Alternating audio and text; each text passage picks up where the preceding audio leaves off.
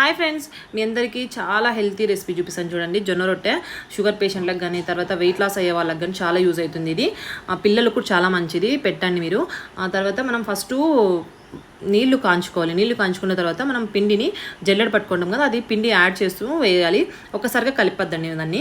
తర్వాత మనం కొంచెం బాగా చల్లబడిన తర్వాత ఇది బాగా మనం రబ్ చేసుకొని బాగా ముద్దలాగా చేసుకోవాలి. ఇది చాలా నీళ్ళగా చేసుకోకూడదు, చాలా గట్టిగా కూడా చేసుకోవాలి. ఇది బాగా నేను చూపిస్తున్న క్వాంటిటీలో మీరు బాగా కొంచెం మెత్తగా చేసుకోండి, చాలా మెత్తగా ఉండకూడదు.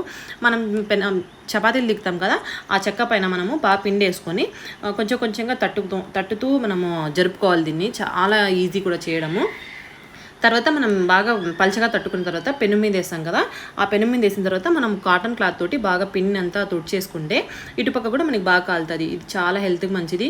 మేమైతే ఇందులోకి సొరకాయ ఫ్రై అండ్ జొన్న రొట్టె తిన్నాం లంచ్కి. మీరేం తిన్నారో కామెంట్ చేయండి. మన వీడియో నచ్చితే సబ్స్క్రైబ్